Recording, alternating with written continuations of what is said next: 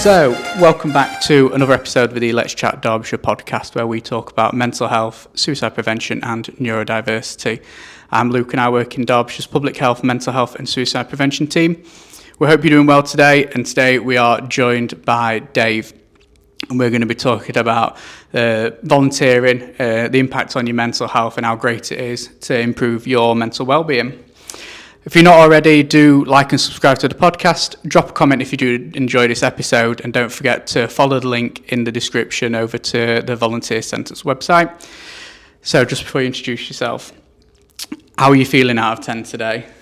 I'd say about 7. Amazing, that's good. Yeah. That's a strong. It is good. That's a nice round one, isn't it? Yeah. How's your day been? All right. Not bad. Yeah, quite positive. Good. So far. Yeah. That's really good to hear. It's great to have this conversation. Obviously, volunteering is a massive part of people's lives. It's a massive part of my life. I volunteer as a scout leader and a few other bits and bobs, so I know the benefits have really helped me. Yeah. If you wouldn't mind just starting off a bit around, who you are and what's brought us to have this sort of conversation today. I'm Dave. I'm the CEO at the Volunteer Centre in Chesterfield. I've been working with Mel in your office for over a year now on various bits and bobs, and it was Mel that suggested that I have this chat with you, really. Yeah. And I've got some experience of the health side of what volunteering can do for you and how it can benefit you. Yeah. Quite a bit, I suppose. Yeah. How long have you been volunteering for in different roles? Well, for me, it started when I was, I suppose really you could go back to when I left school. Yeah. When I was about, I think it was 12, I was diagnosed with a long-term health condition. Yeah. And quickly became aware that it wasn't something that the school were prepared to do much about or help me with. And so in the end, I just thought, I'm just going to leave. I can't handle this. And so I left when I was 15. I didn't have any qualifications or anything. I just left. And obviously, you've got no qualifications, I've got no experience. So I ended up with a fairly crap job. Yeah. Which was all I was going to get, basically. And I hated it. I hated every single minute of it. And then I never expected that I could move on. I think my health condition, at the back of my mind, it was, well, nobody's going to want to set me on, so I better stick with what I've got. Right. But then I started volunteering for a national organisation that dealt with the condition, and I used to go out. I did some training for a weekend, and then I used to go out to people's homes across Chesterfield and North East Derbyshire, giving them advice and information on the condition. And I loved it. It was the bright light in my otherwise rubbish day. And it was the only thing that kept me going, because I hated my job. And I thought, well, at least I've got this. At least this is worth getting up for. This voluntary work, it's worth getting up for. And that was it, really. That was the driver for me. So it made work worthwhile, because I knew that I'd be going home to something that was better. And then I ended up getting made redundant. To be fair, it was probably the best thing that happened. Oh, right. Yeah. I know it sounds crazy, but what it did was it gave me a kick up the backside, and I thought, right, okay, I don't have to fear going for an interview and people saying, well, you've got no experience in anything, so please find your way out. I can go back to college. Yeah. So I went back to college. I did a couple of O-levels, a couple of A-levels. Really enjoyed that. Considered going to university, but then thought, well, actually, maybe I ought to start earning a wage again. Because, I just can't go on doing this forever. I can't be a student forever. And so I started to look at what I might do, as well as the volunteering that I was doing, what I might do as a job. And I really couldn't think of anything if I could have done my volunteering and got paid for it. Yeah. that would have been, Yeah. I would have been the pig in the proverbial, Yeah. I really would. But to do that, I would need to have been a doctor or something. Yeah. And I thought, well, Yeah. that's not going to happen. It's really not going to happen. So I was in Clay Cross one day, and the volunteer centre was sort of on the verge of opening. And I walked in and said, well, is there anything I can do? And I chatted with them for a bit, and they said, well, look, we're just opening. We're going to be opening properly in a couple of months. Why don't you come and volunteer here? So I said, oh, okay, that sounds like a nice idea. Now, I'd never worked in an office in my life. Yeah. And so it was a completely new setting to me. And I hadn't realised that all the time that I'd been off work, I'd lost so much confidence and so much self-esteem. Yes, I was volunteering, but it was ad hoc. It was like the occasional day each week when the organisation would phone me up and say, go and see this family.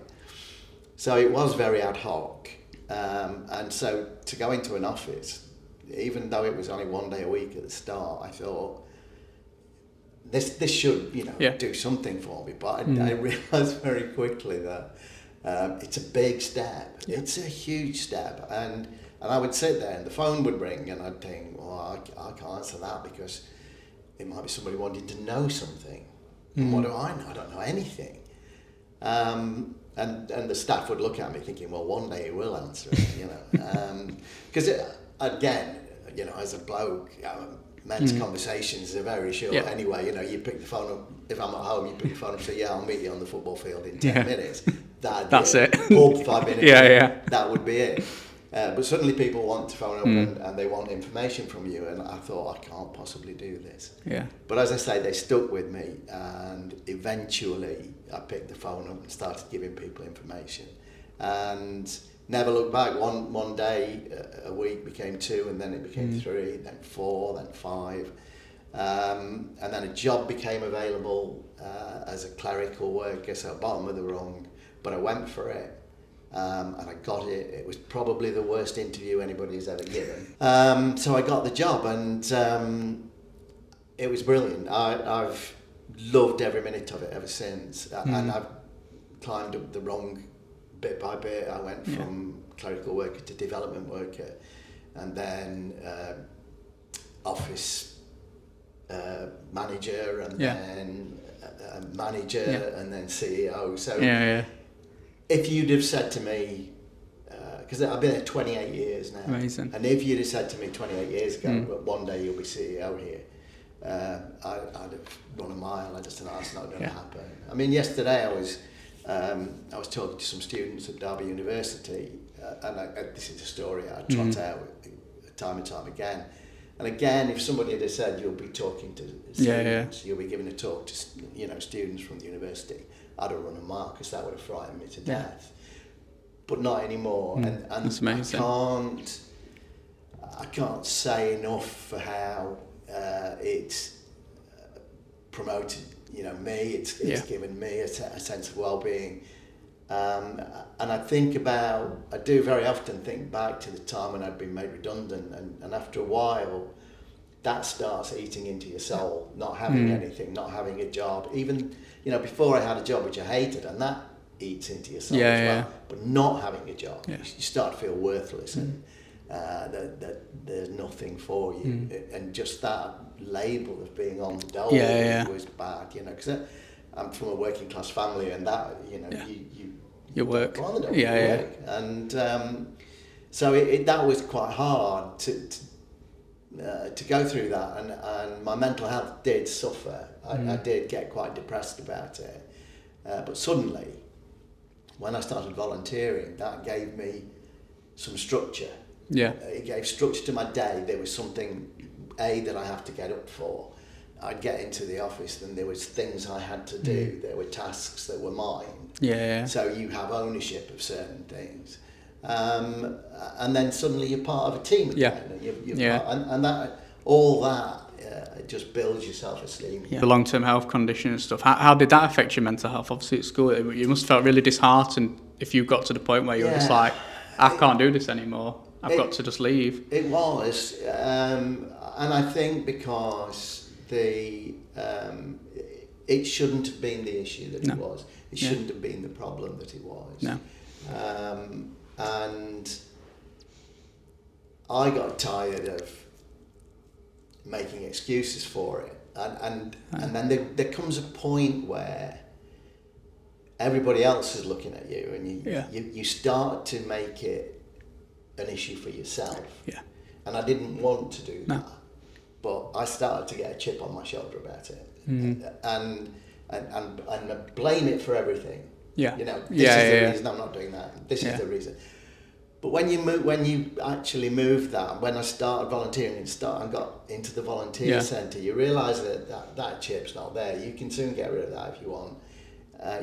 It's about being proactive. It's about doing something about it. And I can imagine it was really liberating for you to have that role, to volunteer and felt acceptance and... Yeah, but it had been really frustrating to go through that. And, you know, I've got it for the rest of my life, but it's not an issue. And if I tell people, they just say, oh, I wouldn't have thought you had that. And you just think, well, no, of course you wouldn't, because it's not visible. No. Yeah. It's not. So, but and I was at the university yesterday, and I was talking to one of the lecturers, because I don't know if you want me to say, but the health condition is epilepsy. Okay. So it's not a big deal. Yeah. 1 in 20 people suffer from it. And I went to a school where there was 1,700 kids, so I wasn't the only one. I wasn't the only one, but it felt like I was. Yeah. Because I was the only one that was like, oh, well, you can. But, it's really interesting, and it's great that you managed to find some, how you sort of not fell into it, but the volunteer sort of cycle. What do you think you got out of volunteering? You've already mentioned a few bits and stuff, like the structure and all like that. But it seemed like it really helped settle your mental health and improve that well-being. Yeah, I think the most important things was confidence and self-esteem. Amazing. It made me focus on what I could do, and I've always tried to, if you like, push my boundaries a little bit, and that thing about facing your fears. Yeah. I've always tried to do that, and I've managed it quite successfully on a lot of occasions. But there'll always be a fear that you have to face, and you either shy away from it, and at one time I would have done anything not to face a fear, but now I get quite excited. It's probably not the word, but I look forward to that. I look forward to facing a fear, because then that's something else you can put behind you. You know, you can tick it off. I can do that now. I used to be really afraid of heights, but I'm not anymore. Oh, amazing! I've done it. I used to be afraid of roller coasters, anything. But I've done them all. Love them all now. So that's great. So I think facing your fears is important. Because I think there was a book written once, Face Your Fears and Do It Anyway. And that's kind of how I've tried to live my life, really. Yeah, I think volunteering, because it's so broad, can be scary, can't it, at times? Just in itself, and taking that initial step through the door, I think, can be a big step, can't it? And I think there's so much you can do. I think people don't realise, like you say, it's broader. People don't realise massive. The extent of the voluntary work out there, or the things that they can do. And I think there's a lot of people don't even realise they volunteer. Oh yeah. That's the other side of it. Yeah. I mean, I was saying yesterday. I mean, one of the facts that I trot out is that volunteering is worth 40 billion to the economy. Wow. And 20 billion of that is what we would class as structured volunteering, formal volunteering with an organisation like the Volunteer Centre or Pathways or whoever it might be. But then there's another 20 billion in informal, and that will be people who do things like unpaid care. They might look after a family member or a neighbour. And in Chesterfield and North East Derbyshire, we've got some of the highest levels of unpaid care in the country. Wow. And it tends to land on deprived communities. Yeah. If people want to get involved in volunteering, what would your suggestions and stuff be for them to take that step? If they want to volunteer but maybe don't know what there is out there, or how to get involved. I mean, we have a website where people can scroll through various opportunities called VolLife. Yeah. And again, you can just go on it. You can just put in what your preferences might be, whether it's working with adults or children or whatever, and it'll bring up all the opportunities that match your preferences. Yeah. And you can just scroll through them and have a look and read about them. And if you find something you like, you click submit, you fill in your details, and then we'll get an email with your details on, and we can contact the organisation on that person's behalf. Yeah. Equally, we've got booklets in the office that will list all the organisations. Oh, amazing. So people can come in, they can ask us about them. But we would always say, don't rush into it. Yeah. Just take your time. Think about what you want to do. Again, I would say that choosing voluntary work is like choosing a job. It is, yeah.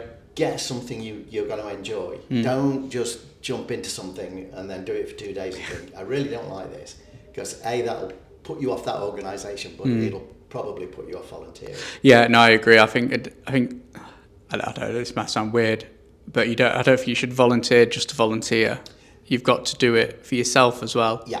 You can't do it just to volunteer. Yeah. Because you won't get anything out of it. The more you enjoy it, the more you'll get out of it. Definitely. And it is, again, I said yesterday, it's a give and gain thing. Yeah. You will give something, but you will gain so much. Even just through things like training and support and widening your social networks. Yeah. All those things are massive. Yeah, definitely. I think I owe a lot to volunteering. Just when I feel like I wouldn't have this job because I wouldn't have the confidence or the skills to be, ever applied for this job that I've got now. I've made friends for life in it. Yeah. And it becomes a big part of your life, I think, if you find the right role for you. Yeah. So I completely agree that people do take time.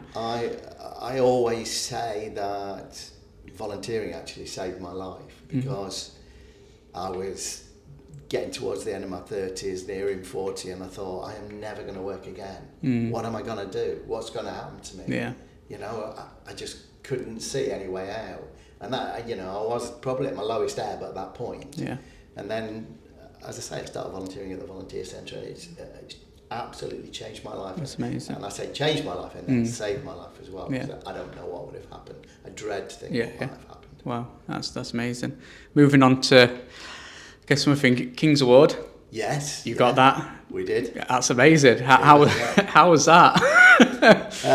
It was freaky and wonderful at the same time. Humbled by it. I know we found out about the nomination. And it came about primarily because of what we did during COVID, because we did a shopping service for those who were shielded and socially isolated, and we did over 5,000 shops over the COVID period, which is more than anybody else in the county. So we were quite chuffed. But I was particularly humbled by the volunteers who did it. I mean, we sat in the office, and we all caught COVID, but we sat in the office and just answered the phone for people wanting shopping. And it was the volunteers who went out there and they put their lives at risk by going to shops every day to get people shopping, and they were amazing. Wow. And somebody decided that they thought that was worthy of putting this forward for the King's Award. That's incredible. And we got it. We were presented with it in February. Yeah.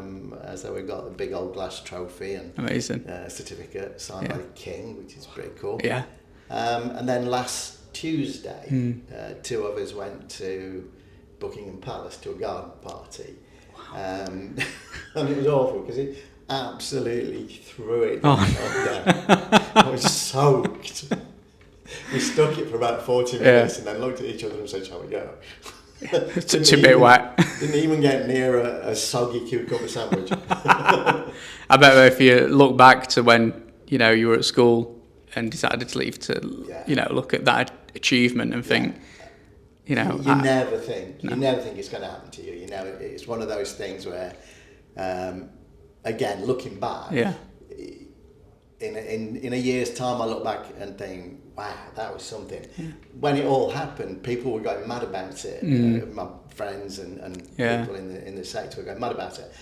And it didn't really register with me. Yeah. And it wasn't until after that I thought, do you know what? That really is pretty cool. Yeah. That really is excellent. And again, no, it's not me. It's the organisation and the volunteers. Really, it's for them. Oh yeah, definitely. It was invaluable to people throughout the area. Without a doubt. You know, you run your own volunteer awards. We do, yeah.